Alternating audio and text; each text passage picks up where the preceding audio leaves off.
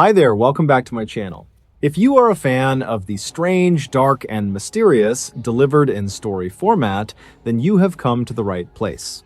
Because today, we are going to look at a case that defies every law of physics, every pillar of logic, and every ounce of common sense that we use to navigate our daily lives.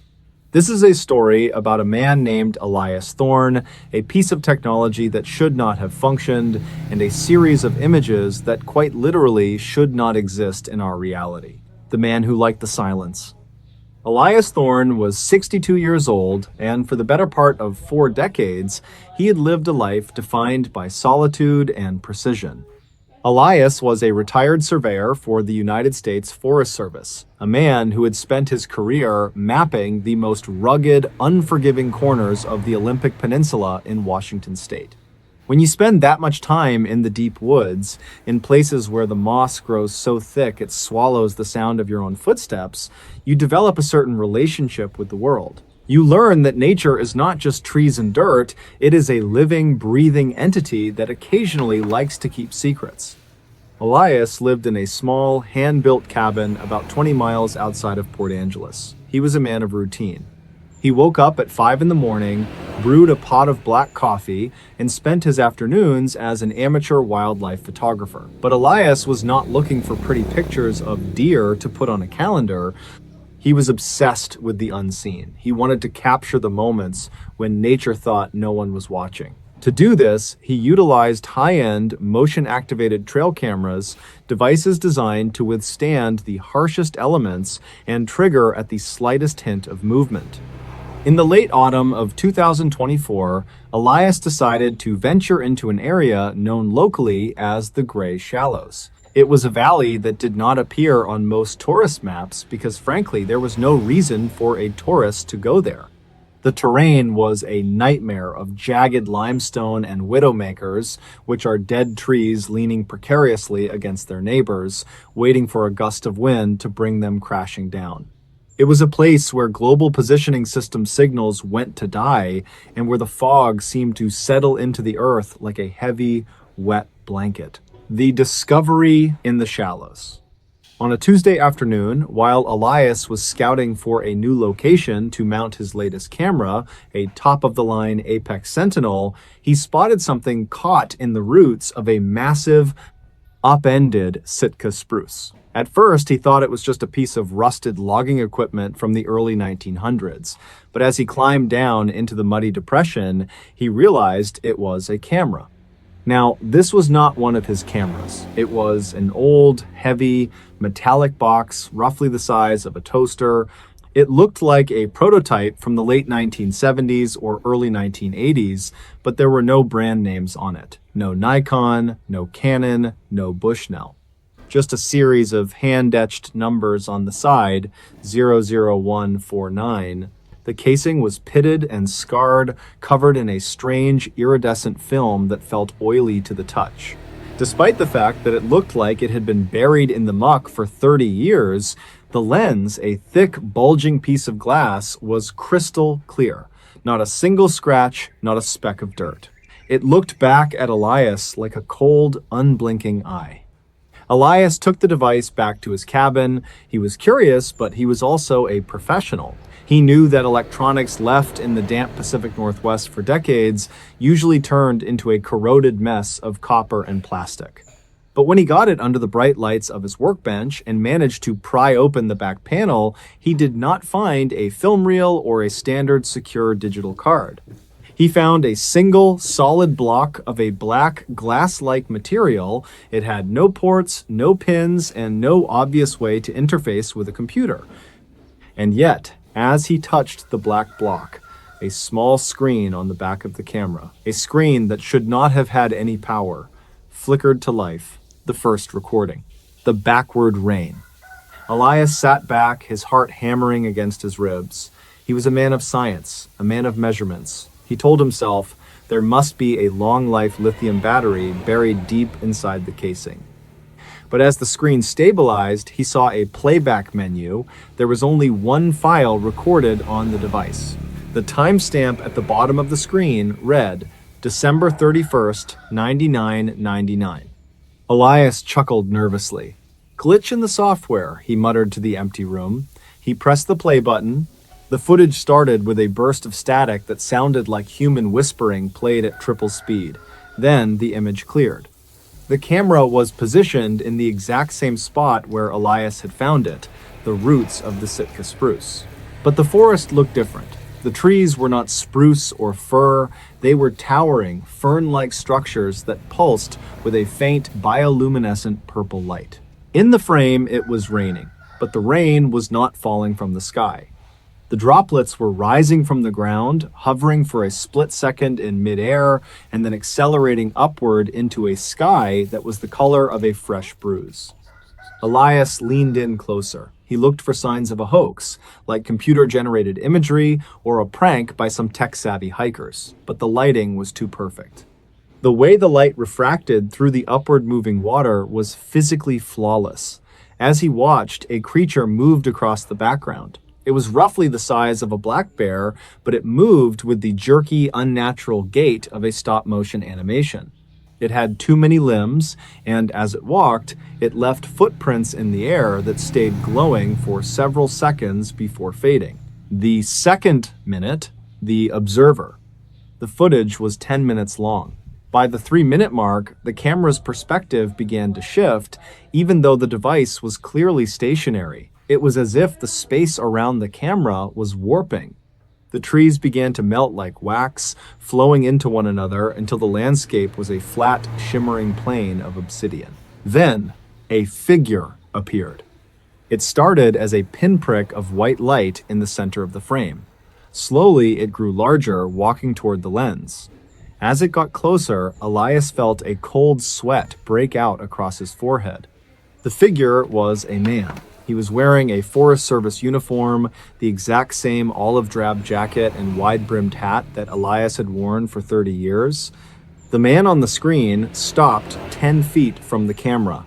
He turned his head, and Elias let out a choked gasp.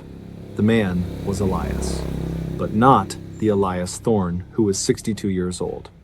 It was an Elias Thorne who looked to be perhaps 100 years old. His skin was like translucent parchment, and his eyes were not eyes at all. They were twin voids of swirling golden dust. The Elias on the screen did not look into the lens. He looked through it.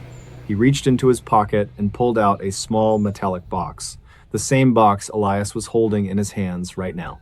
The elderly Elias knelt down and placed the camera into the roots of a tree that had not grown yet. But here is where the logic of our universe breaks. As the man on the screen set the camera down, the background behind him began to cycle through time at an impossible velocity. Elias watched as the seasons blurred into a brown and white smear. He watched the massive spruce tree rot into nothing in a matter of seconds, and then saw a tiny sapling sprout and grow into a giant in the span of a breath. The man remained stationary, unaffected by the thousands of years passing around him. He leaned forward, his face inches from the lens, and he spoke. There was no audio, but Elias Thorne knew exactly what was being said. He could read his own lips perfectly. The man said, "Do not look at the final frame." The defiance of logic. Elias should have stopped the video. Every instinct honed over 6 decades of survival told him to take the camera, drive to the middle of the Elwha River Bridge, and hurl it into the freezing water below. But curiosity is a heavy weight, and Elias was a man who had spent his life trying to see what was not meant to be seen. He let the video play. At the 8-minute mark, the footage stopped being a recording of a place and began to look like a recording of everything. The screen split into thousands of tiny subframes. In one, Elias saw his own birth in 1962. In another, he saw his father's funeral in 1998. In a third, he saw himself sitting at his workbench at this very moment, watching the screen. He turned his head sharply, looking over his shoulder. The cabin was empty. The door was locked. The only sound was the ticking of the clock on the wall and the heavy thud of his own heart. But on the screen, the version of him sitting at the workbench turned his head at the exact same millisecond. The Elias on the screen then did something Elias did not do. The screen Elias reached out and touched the monitor. Elias Thorne felt a cold physical pressure on the back of his hand. He looked down. There was no one there. But on the screen, he could see the fingers of his future or past self-pressing against his skin. The subframes began to merge, collapsing back into a single image. The timestamp was now flickering wildly, counting down from 100 to 0.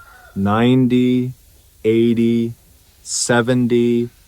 The image on the screen was no longer the forest, it was a view of the Earth from deep space. But the Earth was different. It was cracked, like a dry marble. And a great eye, an eye so large it dwarfed the moon, was peering through the center of the planet. It was not a biological eye. It was made of gears, clockwork, and screaming faces. The final frame. Elias reached for the power button. His hand was shaking so violently, he knocked a jar of nails off his workbench. They hit the floor with a sound like a gunshot. Clatter. He missed the button. The countdown hit 10. 10, 9, 8. He lunged for the black block, intending to rip it out of the casing. But the block was no longer solid. It had become a liquid, a swirling pool of midnight that began to pour over his fingers. It was not cold, and it was not hot. It felt like nothing. It felt like the absence of touch. 7, 6, 5. The image on the screen zoomed in. It zoomed past the great eye, past the gears, past the screaming faces, and into a single dark room. In that room, there was a pedestal, and on that pedestal sat a human heart. It was still beating, but it was not pumping blood, it was pumping light. Each time the heart contracted, a new star appeared in the background of the frame. Each time it expanded, a star went dark. 4, 3, 2. Elias screamed. He did not scream because he was afraid of death. He screamed because he realized the heart on the screen was his. He could feel the rhythm of the stars in his own chest. He was the engine of the universe, and the engine was failing. 1. The screen went white. Not a digital white, but a white so bright it felt like a physical weight pressing against his eyeballs. Elias felt himself being pulled not toward the camera, but into himself. The cabin, the trees, the Olympic Peninsula, the entire state of Washington, it all folded inward like a piece of paper being crumpled by a giant hand. The aftermath. On Wednesday morning, a neighbor named Miller, who lived about 2 miles down the road, noticed that Elias's chimney was not smoking. This was unusual. Elias was a man of habit, and the November air was biting. Miller walked up the trail to the cabin and knocked on the door. No answer. He tried the handle. It was unlocked. When Miller stepped inside, he found the cabin exactly as it should be. The coffee pot was cold, but half full. The jar of nails was overturned on the floor. Elias Thorne was nowhere to be found. But sitting on the workbench was a camera.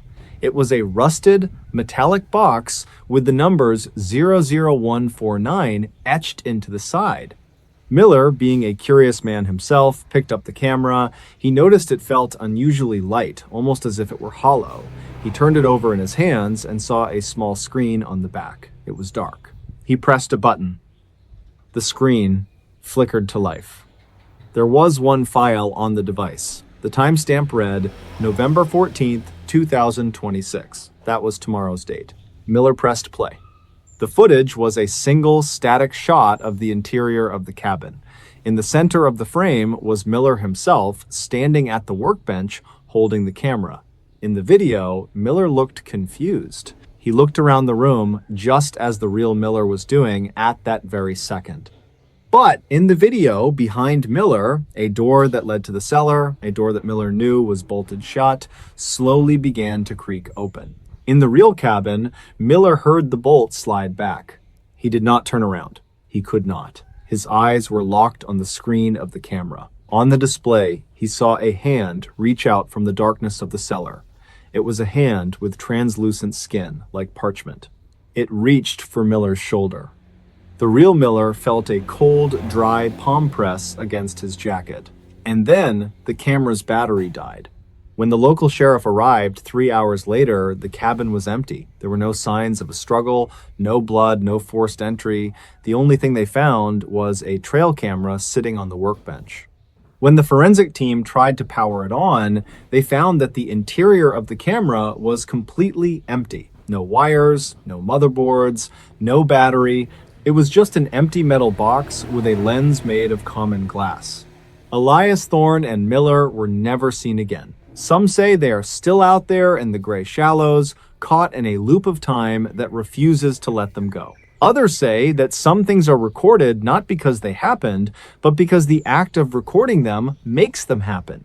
But if you ever find yourself hiking in the Pacific Northwest and you see an old rusted box tucked into the roots of a tree, do yourself a favor, leave it there. Because some things are meant to be seen by the woods, and the woods alone.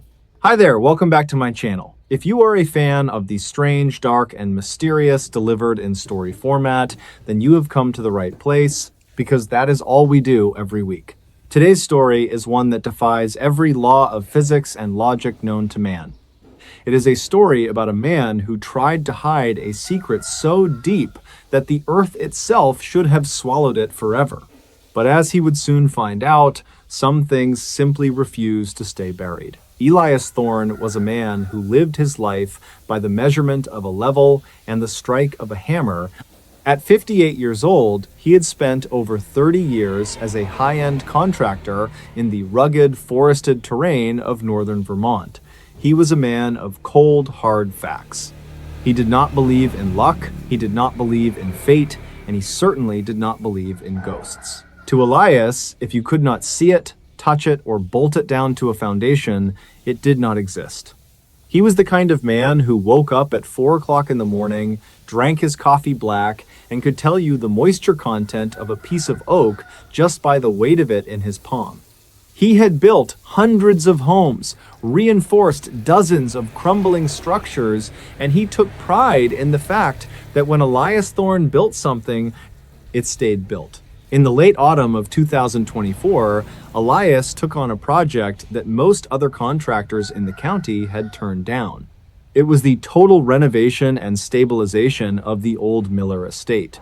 This was a sprawling Victorian-style farmhouse that sat precariously on the edge of a jagged cliff overlooking the Blackwood Valley. The house had been vacant for nearly 40 years. The last of the Miller family had disappeared under circumstances that the locals only whispered about over lukewarm coffee at the town diner. They said the house was heavy. Not heavy in terms of weight or structural mass, but heavy in terms of the very air inside of it. People claimed that birds would not land on the roof and that the wind seemed to whistle through the eaves in a way that sounded almost like human speech. Elias did not care about town, gossip, or local superstitions. He cared about the substantial paycheck the Historical Society was offering to stabilize the foundation before the whole structure slid into the ravine. The cellar was the priority. It was a dark, damp cavern of hand-hewn stone and packed dirt that smelled of ancient rot, wet minerals, and something metallic that Elias could not quite identify. It felt as though the basement was breathing, a slow and rhythmic expansion and contraction of the cold mountain air. On a Tuesday afternoon, around 2 o'clock, Elias was alone in that cellar. He was using a heavy-duty pickaxe to clear out a section of the floor where the ground had heaved, threatening the integrity of the main support beam. He swung the tool with the rhythmic precision of a man half his age, his muscles burning under his flannel shirt. On the 12th swing, the pickaxe did not thud into the packed dirt. Instead, it let out a sharp, metallic ping that vibrated all the way up Elias's arms and into his teeth. It was a sound that should not have been there. He stopped and wiped the sweat from his brow with a grimy sleeve. He knelt down in the dirt, his knees cracking. He began to dig with a hand trowel, expecting to find a rusted pipe or perhaps an old farm tool buried by a previous generation. But what he uncovered was something far more deliberate and far more disturbing. Buried 3 feet under the surface was a box. It was made of a dull, heavy iron, roughly the size of a microwave. It was wrapped in thick, rusted chains that looked as though they had been fused together by immense heat. There was no keyhole, there was no visible seam where a lid might meet a base. But the most unsettling thing about it was the temperature. Despite being buried in the cool 45-degree earth of a Vermont cellar, the box was warm. Not just warm, but pulsing with a faint, rhythmic heat, like a living heart. Elias felt a wave of nausea hit him so hard he had to lean against the stone wall. His instinct, honed by decades of working in dangerous environments, screamed at him to get out. He did not know what was in that box, but every fiber of his being told him that it was something that should never have seen the light of day. He stood there for a long time, the only sound being his own ragged breathing and the distant drip of water from a leaky pipe. Elias Thorne was not a man who panicked, but that night, he did something entirely out of character. He did not call the Historical Society. He did not call the police. He felt an irrational, overwhelming need to put as much distance between himself and that object as possible. It was as if the box was emitting a frequency that bypassed his logic and went straight to the primitive, fearful part of his brain. He used a heavy-duty floor jack to hoist the iron box out of the hole. It felt much heavier than it looked, perhaps hundreds of pounds, as if it were filled with lead or solid gold. He loaded it into the back of his Ford F-150 and covered it with a heavy, oil-stained tarp. He drove for 3 hours, heading north, deep into the heart of the Green Mountain National Forest. He was driving toward a place known to the locals as the Devil's Throat. It was a massive, natural sinkhole that dropped nearly 200 feet into an underground river system. It was a place where things went to disappear, a geological anomaly that the forest seemed to be trying to hide. Under the light of a waning moon, Elias hauled the box to the edge of the precipice. His lungs burned in the freezing October air, and his heart was racing at 100 beats per minute. He did not pray, and he did not say goodbye. He simply tipped the box over the edge. He watched it disappear into the black maw of the earth. He waited for the sound of it hitting the bottom, but the sound never came. It just vanished into the silence of the night. Elias drove home, feeling a sense of profound relief. He arrived at his own house, a modest, 2-story colonial 10 miles outside of town, at approximately 1 o'clock in the morning. He took a long shower, scrubbing the cellar dirt from under his fingernails until his skin was raw. He collapsed into bed, and for the first time in weeks, he slept soundly. Until the next morning. At 6 o'clock, Elias walked into his kitchen to make a pot of coffee. He reached for the cabinet where he kept his mugs, but his hand stopped mid-air. There, sitting in the center of his kitchen island, was the iron box. It was exactly as he had found it. The rusted chains were still fused around it, the dull iron surface still looked ancient and weathered, but there was one terrifying difference. The box was wet. It was dripping with a dark, brackish water that smelled of the underground river at the bottom of the Devil's Throat. And it was still warm. Elias backed away, his heart hammering against his ribs like a trapped bird. He checked his front door. It was locked from the inside. He checked his windows. They were all latched. There was no sign of a break-in, no mud on the floor, no wet footprints leading from the entryway. Just the box, sitting silently on his granite countertop as if it had always belonged there. Elias tried to convince himself he was hallucinating. He was a man of logic, and logic dictated that a 300-pound iron box cannot travel 60 miles through the woods and through a locked door on its own. He thought perhaps someone was playing a prank on him, a cruel and elaborate joke played by the people in town who knew he was working at the Miller place, but the heat coming off the box was real. He could feel it from 5 feet away, a shimmering distortion in the air. Driven by a mixture of terror and fury, Elias decided he would not be intimidated.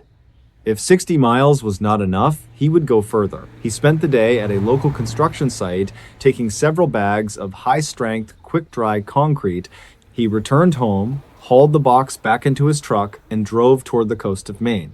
He arrived at a remote stretch of the Atlantic shoreline just as the sun was beginning to set, casting long, bloody shadows across the water. He rented a small motorized skiff from a sleepy marina, telling the attendant he was going out for some night fishing.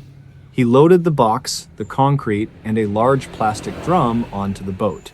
3 miles out at sea, where the water depth was recorded at over 400 feet, Elias went to work.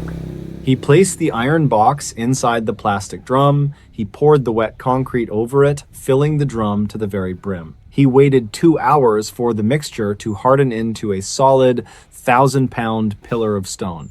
He looked at the gray, unyielding mass and felt a sense of finality. Using a winching system he had rigged to the side of the skiff, he pushed the drum overboard. It hit the water with a massive splash and sank instantly, trailing a line of bubbles until the ocean surface was once again as smooth as glass. Elias stayed at a motel that night. He could not bring himself to go back to his empty house. He checked into a roadside place called the Seafoam Inn at 11 o'clock. He locked the door, pushed a chair under the handle, and sat on the edge of the bed with a loaded shotgun across his knees. He did not sleep a wink, watching the shadows move across the wall until the sun came up. At dawn, he drove back to Vermont. He approached his house with the trepidation of a soldier entering a minefield. He unlocked his front door, his hand trembling so hard the keys jingled like wind chimes. He stepped inside. The kitchen was empty. The island was clear. Elias let out a sob of pure, unadulterated relief. He slumped onto his sofa and closed his eyes. He had won. Whatever that thing was, whatever law of nature it was breaking, it was now at the bottom of the Atlantic Ocean, encased in a tomb of concrete.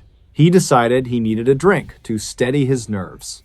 He walked toward his basement stairs to retrieve a bottle of bourbon he kept on a shelf in his workshop. He flipped the light switch and headed down the wooden steps. He stopped on the fourth step.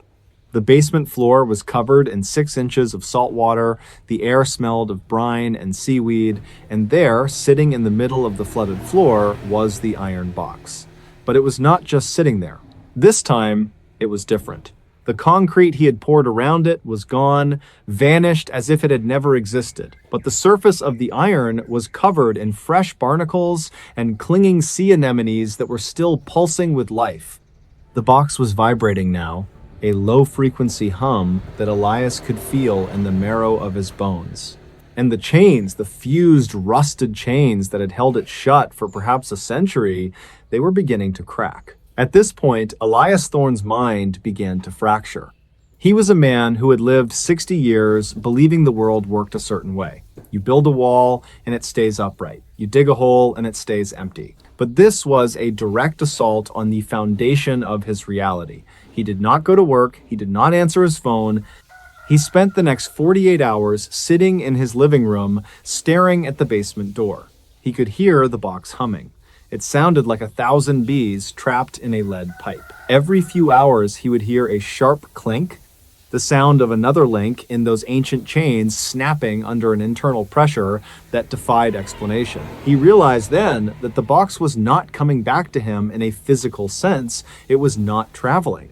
It was tethered to him. Or perhaps it was tethered to the concept of home.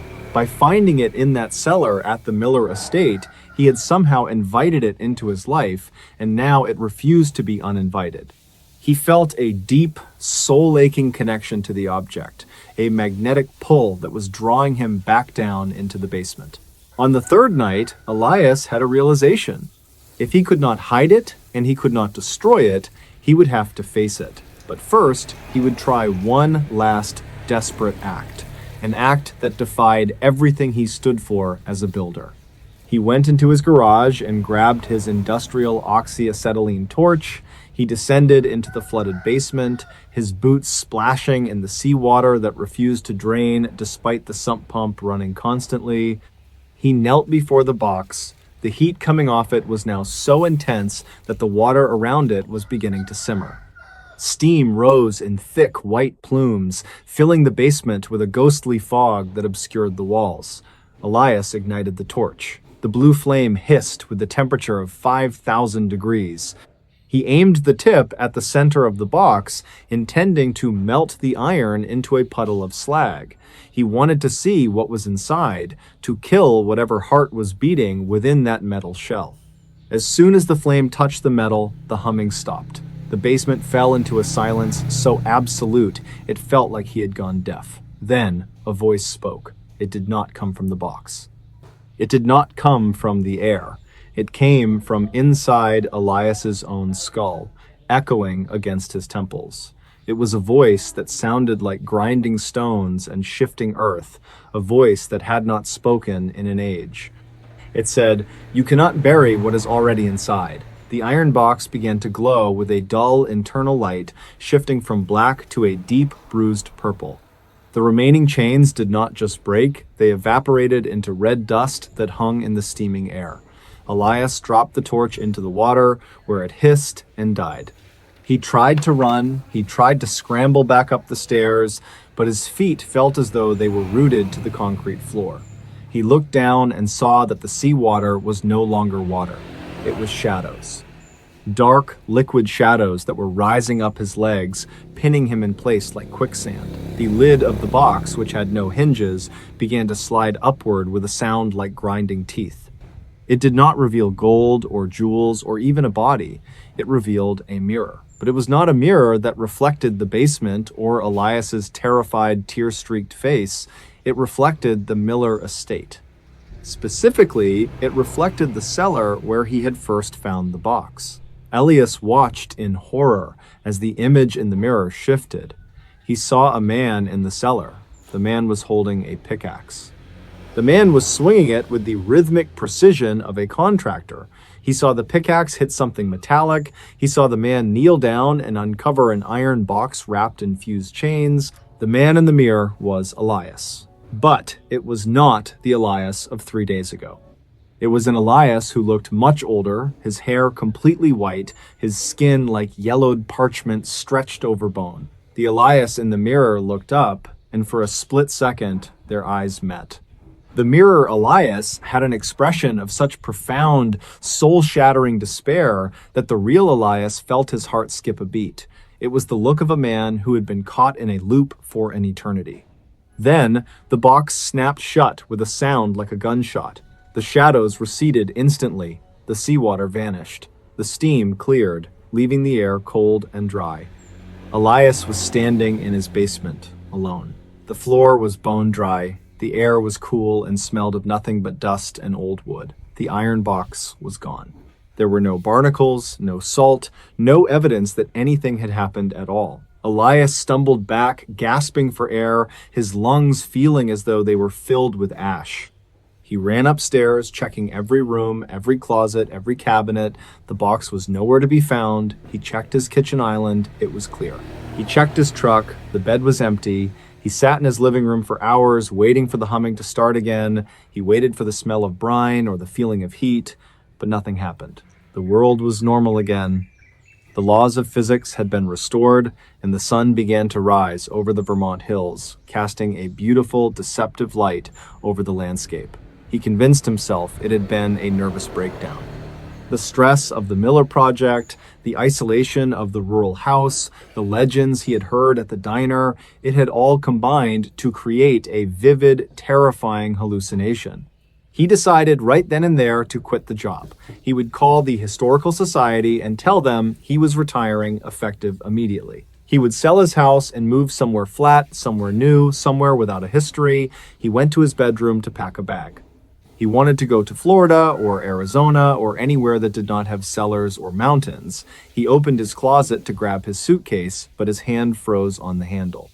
There, sitting on the floor of his closet, was a small wooden crate. It was not the iron box. It was a simple, handcrafted box made of oak.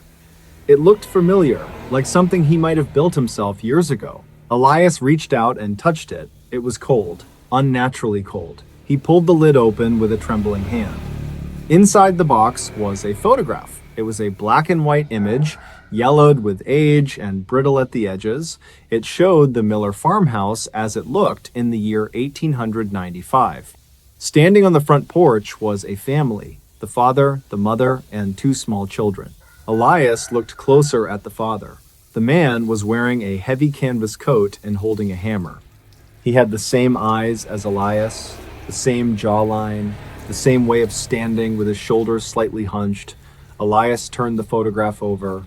In faded, elegant script, someone had written a single sentence. "We tried to bury the truth deep underground, but it was waiting at home." Elias Thorne did not go to Florida. He did not even leave his house that day. The next morning, he received a phone call from the president of the Blackwood Historical Society. The man sounded frantic, his voice cracking over the line. "Elias, thank God you answered. We just got word from the site. The structural engineers went into the cellar to check your progress, and they found something. Something impossible." Elias felt a cold numbness spreading through his limbs, starting at his toes and moving toward his heart. "What did they find?" "The hole you dug," the man said, his voice trembling. "They found a body in it." But Elias, that is not the strange part. The body was encased in a pillar of modern high-strength concrete, and it was wearing a watch that was manufactured in the year 2024. Elias dropped the phone. He did not need to hear the rest. He knew whose body was in that concrete. He knew whose watch it was.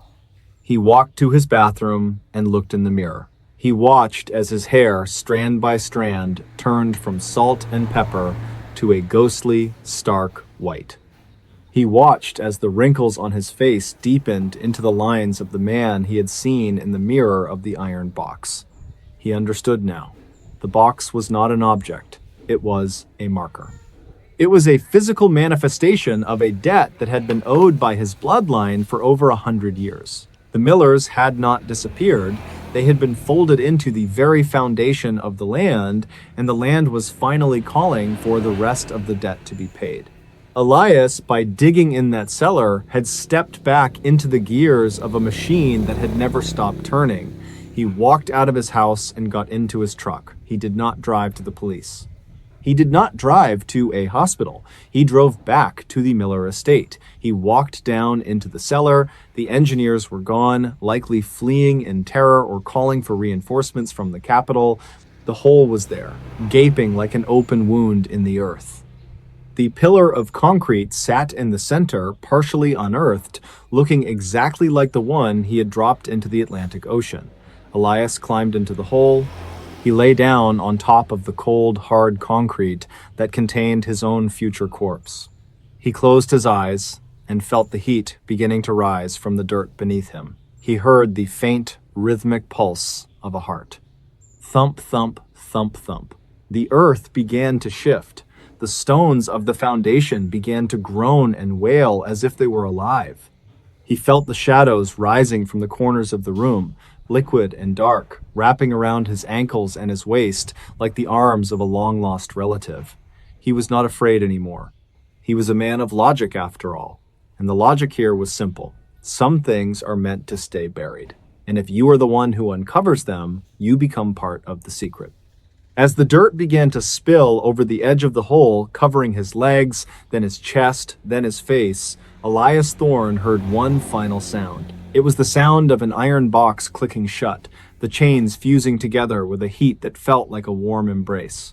When the police arrived at the Miller estate 2 hours later, they found the cellar exactly as it had been for 40 years. There was no hole, there was no concrete pillar, there was no body. The floor was solid, packed dirt, undisturbed and silent. The Historical Society searched for Elias Thorne for months. They found his truck parked in the driveway, the keys still in the ignition, and his half-eaten lunch on the passenger seat. They found his house 10 miles away, perfectly maintained, with a fresh pot of coffee still sitting on the burner, cold and black.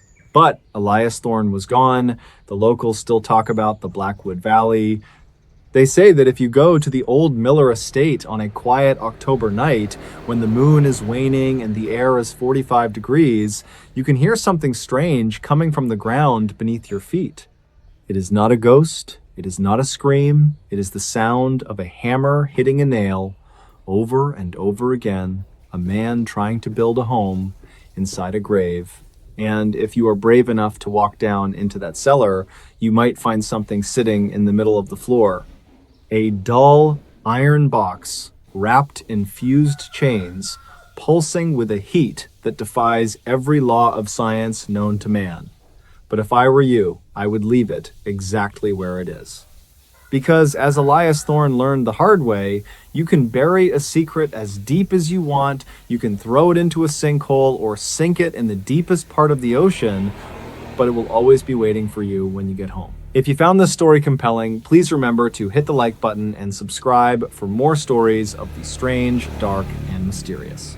We release 3 or 4 new stories every single week. Until next time, stay safe and keep your doors locked. Hi there, welcome back to my channel. If you're a fan of the strange, dark, and mysterious delivered in story format, then you've come to the right place. Because today, we are going to look at a case that defies every known law of physics, optics, and human biology.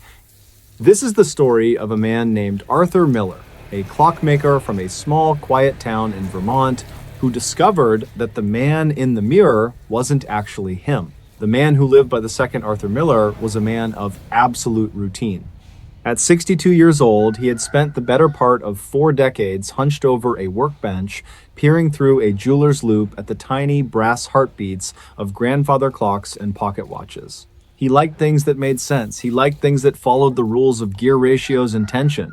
In Arthur's world, if something was broken, there was a logical reason why, and there was always a way to fix it. He lived alone in a house built in the late 1800s.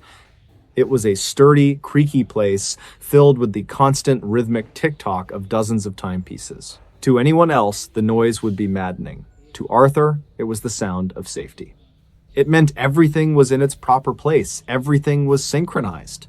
But on a cold Tuesday in November, during the year 2024, that synchronization began to unravel in the most impossible way imaginable. The first discrepancy. It started in the bathroom. It was approximately 6:15 in the morning. Arthur had just finished shaving.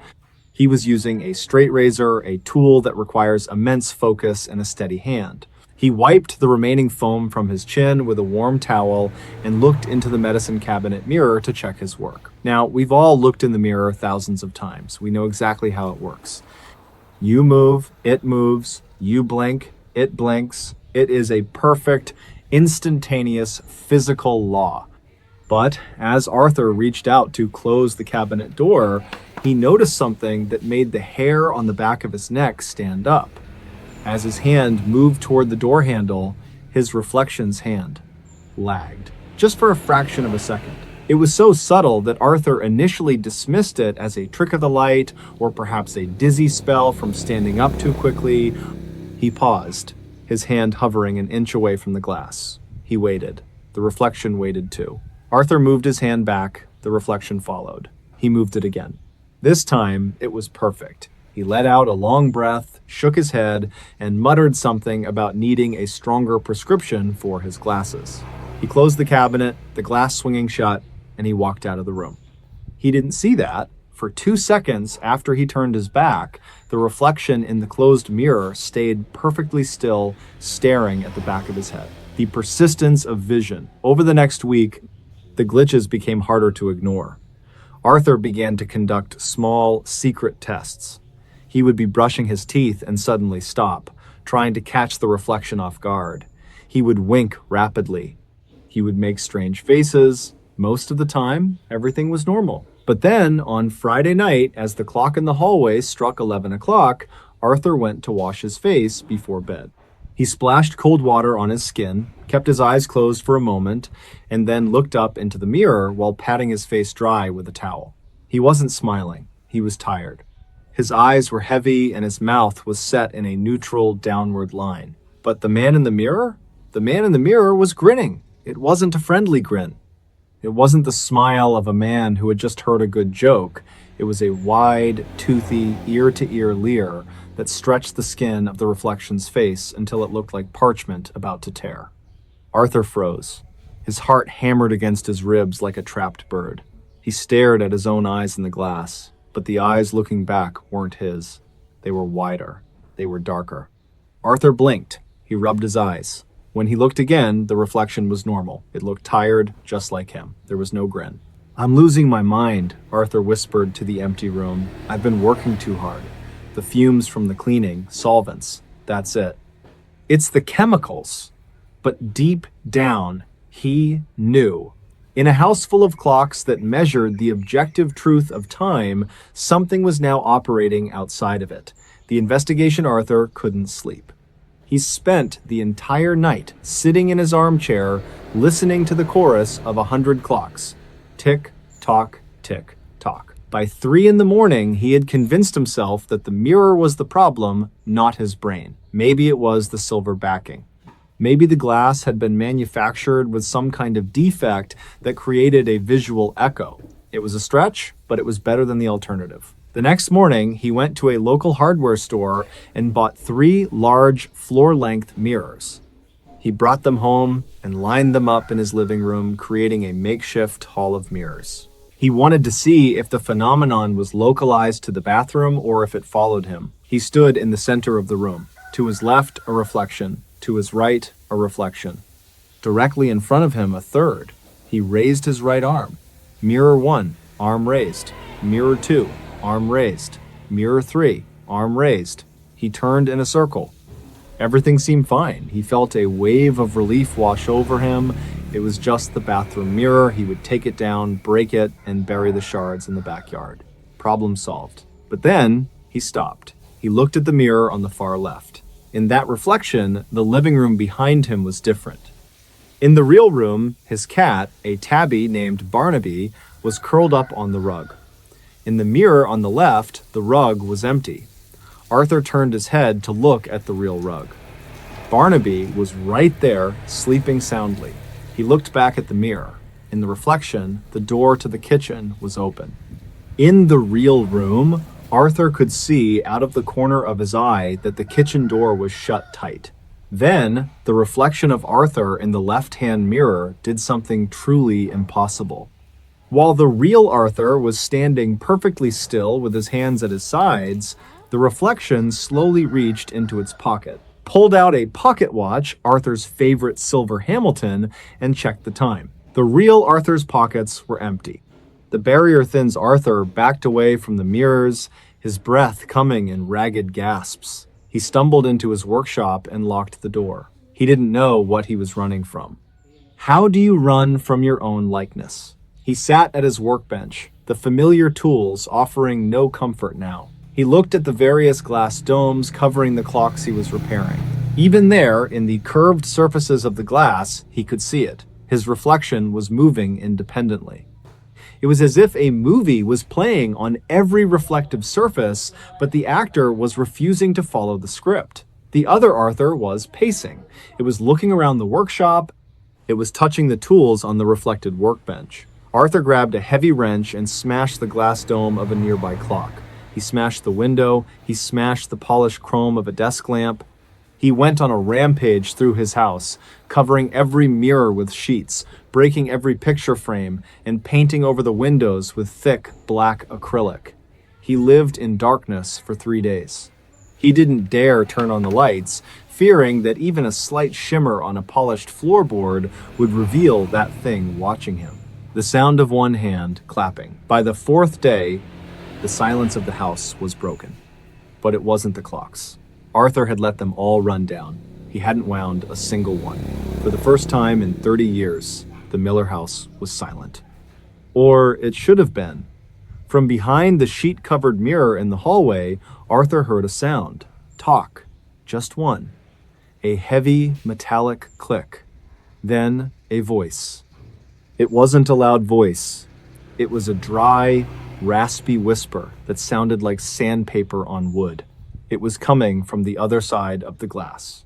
Arthur, you forgot to wind the Hamilton. Arthur huddled in the corner of his darkened living room, clutching a flashlight like a weapon. You're not real, he sobbed. You're a reflection. Your light bouncing off a surface. You don't exist. If I don't exist, the voice whispered, accompanied by the sound of a finger tapping on glass from the inside, then who is holding the watch? Arthur couldn't help himself. The curiosity, the sheer, maddening need to know, overcame his terror. He crept toward the hallway. He reached out and grabbed the edge of the heavy canvas sheet covering the large pier mirror that had been in his family for 3 generations. He pulled it down, the switch. The flashlight beam hit the glass. There was Arthur. He looked terrible. His hair was matted, his eyes were bloodshot, and he was covered in dust. But the reflection wasn't holding a flashlight. The reflection was standing in a bright, sunlit version of the hallway. The house behind the glass looked clean and vibrant, and the reflection was holding the silver Hamilton pocket watch. The reflection looked at the watch, then looked at Arthur. It smiled that same horrifying, impossible smile. "It's time for a change of pace, don't you think?" the reflection said. Its voice didn't come from the air. It came from inside Arthur's own head. Before Arthur could scream, the reflection reached out. Its hand didn't hit the surface of the glass. The glass didn't shatter. Instead, the surface of the mirror rippled like water. A cold, gray hand reached out of the mirror and grabbed Arthur by the throat. The strength was immense. It was the strength of a lifetime of repressed energy. Arthur was pulled forward, his face hitting the cool, liquid surface of the mirror. It felt like plunging his head into a pool of mercury. It was thick, suffocating, and smelled of ozone and old silver. He struggled, kicking his legs, his fingers clawing at the wooden frame of the mirror, but he was being pulled into a vacuum. For a single, agonizing moment, he was suspended between two worlds. He saw his living room dark, messy, and cold, and he saw the other room bright, warm, and inviting. And then, with a violent pop, the world flipped. The silent observer Arthur hit the floor hard. He gasped for air, breathing in the scent of lemon polish and fresh lilies. He scrambled to his feet and looked around. He was in his hallway. The sun was shining through the windows. He felt wonderful. The aches in his joints were gone. He walked toward the mirror to see himself, to see if he was truly whole. He stood in front of the glass. On the other side of the mirror, in a dark, suffocating room filled with broken glass and shadows, a man was screaming. It was Arthur, the real Arthur. He was pounding his fists against the back of the glass, but no sound came through. He looked old. He looked terrified. He looked like a ghost trapped in a cage of shadows. The Arthur standing in the sunlight looked at his counterpart. He felt a flicker of pity, but it was quickly replaced by a cold, hard satisfaction. He reached into his pocket and pulled out the silver Hamilton watch. He wound it slowly. Click, click, click. "Don't worry, Arthur," the reflection, the new Arthur, said, his voice smooth and clear. "I'll take very good care of your life. I'll wind the clocks. I'll fix the watches. I'll even feed Barnaby." The man inside the mirror fell to his knees, his face pressed against the glass, tears streaming down his face. The new Arthur leaned in close, his face just inches from the surface. He didn't mimic the man's despair. Instead, he did the one thing that defies all logic, all physics, and all reason. He leaned forward and fogged the glass with his breath. Then, with a steady finger, he wrote a single word in the condensation on the inside of the mirror, so the man on the dark side could read it. "Mine." The new Arthur turned away and walked into the kitchen to make a pot of coffee. The aftermath. In the town of Bennington, Vermont, people noticed a change in Arthur Miller. He seemed younger, he was more social, he laughed more. He still fixed clocks, but he did it with a speed and precision that was almost supernatural. The only thing people found odd was that Arthur had removed every single reflective surface from his home. He sold his mirrors, he replaced his windows with frosted glass, he even stopped wearing his silver watch, opting for a digital one with a matte plastic screen. When asked why, he would simply smile, a wide, perfect, slightly too large smile, and say, "I just don't like the way I look these days." But sometimes, late at night, if you were to walk past the old Miller house and look at the one small, clear pane of glass he missed in the attic, you might see a face. It's a face pressed hard against the glass, eyes wide with a terror that never ends, watching the world go by from a place where time has stopped, and where the reflection is the only thing that's real. And that, my friends, is why you should never look too closely at your reflection when you think you're alone. Because you might just find that the person looking back has plans of their own, and they've been waiting a long, long time to trade places. This story reminds us that our reality is often held together by the thinnest of threads. We trust our senses. We trust that the laws of nature are absolute. We trust that when we look in a mirror, we are seeing ourselves. But in the world of the strange, the dark, and the mysterious, trust is a very dangerous word. Arthur Miller spent his life measuring time in seconds, minutes, and hours. He thought he understood the rhythm of the universe, but he forgot that for every light, there is a shadow. And for every person, there is a reflection one that doesn't just mimic, but waits. If you ever feel like your reflection is a half second behind, if you ever think you see a smile in the glass when your own face is sad, don't investigate, don't test it, just walk away. Because some mirrors aren't just glass and silver, they're doors. And once you open a door like that, there is no turning back. Good night.